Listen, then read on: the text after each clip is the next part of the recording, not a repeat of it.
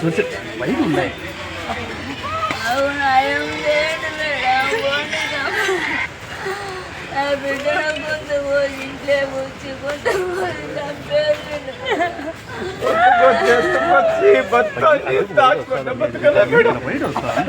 ఇప్పటికి న్యాయమే జరుగుతుంది.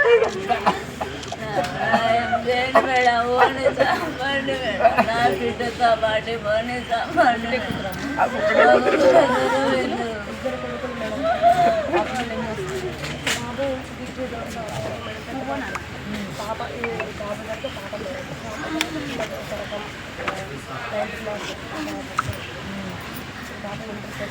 ఎగ్జామ్స్ రాసింది కనీసం 17 మేడం. ఎంతమంది పోతుంటాడు మేడం, వాడికి కాపాడుతుంటే ఆయన్ని కాపాడే పరిస్థితే లేదయ్యా. చట్టం తన పని తను చూసుకోగలుగుతుంది, ప్రభుత్వం విడిచిపెట్టదు. మీరు అసలు టెన్షనే పడకాకండి. ప్రభుత్వం కూడా మిమ్మల్ని ఆదుకుంటుంది. ప్రభుత్వం వెనకడుగు చేసే పరిస్థితే లేదు. తప్పకుండా మిమ్మల్ని కూడా ఆదుకుంటుంది. ఏ విధంగా మీకు న్యాయం చేయాలి ఆ న్యాయం అన్నీ చేస్తామమ్మా. మీకు అది దిగులే పడగాకండి. జరిగిందకూడదు. Unfortunate thing. ఇట్లాంటి వాళ్ళని మాత్రము సమాజం కూడా వదలకూడదు. అంటే భయపడదు మేడం. నాకు కాదు, ఒక పాపకైనా ఎవరి బిడ్డ నాకు బిడ్డ ఉందమ్మా, నాకు ఆడబిడ్డ ఉంది. నా బిడ్డకి జరిగితే నేను ఎంత బాధపడతానో కూడా నాకు తెలుసు. మిగతా పాపలకైనా బాగుండేట్టుగా చూడండి.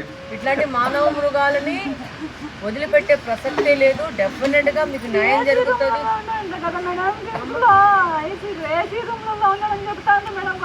వాళ్ళు వీళ్ళు చెప్పిన మాటలు మీరు నమ్మగాకండి.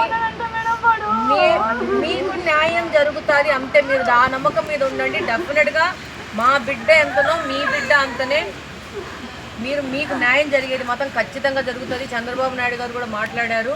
తప్పకుండా ఇట్లాంటి విషయాలు సారు ఎవరిని స్పేర్ చేసే పరిస్థితి లేదమ్మా. చట్టం ప్రకారము చట్టం జరుగుతుంది ముందుకు. మీరు టెన్షన్ పడగాకండి. అన్ని కరెక్ట్గా జరుగుతాయి. మీరు మాత్రము ఎవరు చెప్పిన మాట వినకాకండి అమ్మా. జరగండకూడదు. మన ఆడబిడ్డ మన ఇంట్లో మనతో ఉండాల్సిన బిడ్డ అనవసరంగా పొట్టన పెట్టుకున్నాడు. దీన్ని ఇంకొకరు చెయ్యాలంటే కూడా భయపడే విధంగానే కఠినంగా శిక్షలు ఉంటాయమ్మా. టెన్షన్ పడగాకండి. ప్రశాంతంగా ఉండండి. వాళ్ళు వీళ్ళు చెప్పిన మాటలేరు మాకు. అర్థమైందండి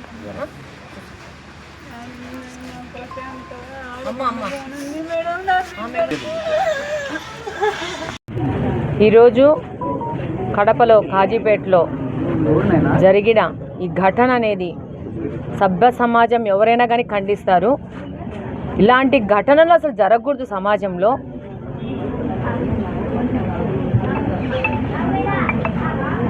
సరైన పెంపకం లేకుండా పిల్లోళ్ళకి ఇలా వదిలేస్తే వీళ్ళు మృగాలు అవసరం లేదు. వీళ్ళే సమాజంలో మృగాల లెక్క తిరిగేసేసి వీళ్ళు ఆడపిల్లలకి ఇంత అమానుషంగా ఒక చదువుకుంటున్న పాప ఇంట్లో ఉన్న పాపను పోయేసి ఈ విధంగా ఆ పాపని హతమార్చడం అనేది ఎవరైనా కానీ ప్రాణమున్న ఎవరైనా కానీ దీన్ని ఖండించాల్సిన విషయం ఉంది. చంద్రబాబు నాయుడు గారు దీన్ని చాలా సీరియస్గా తీసుకుంటున్నారు. బాధ్యులైన వాళ్ళని కఠినంగా చట్టపరంగా శిక్షించే దానికి ఆయన మాట్లాడారు. అలాగనే బాధిత కుటుంబానికి అన్ని విధాల ప్రభుత్వం ఆదుకుంటుంది. భవిష్యత్తులో ఇలాంటి ఘటనలు పునరావృతం కాకుండా చర్యలు కూడా తీసుకోవాల్సిన అవసరం ఉంది. ఇంకా పటిష్టంగా పోలీసు వ్యవస్థను కఠినపరచాల్సిన అవసరం ఉంది. చట్టాలను కూడా కఠినపరచాల్సిన అవసరం ఉంది. ఇలాంటి వ్యక్తులు తప్పించుకోపోకుండా చట్టాలను కూడా మార్చాల్సిన అవసరం ఉంది. మన ఆడపిల్లలు మనమే కాపాడుకోవాలా. మన ఆడపిల్లల భవిష్యత్తు కోసం మనమే చట్టాలు మార్చుకోవాల్సిన అవసరం ఉంది. డెఫినెట్గా ప్రభుత్వం చాలా కఠినంగా ఈ చర్య మీద ముందుకు వెళ్తుంది.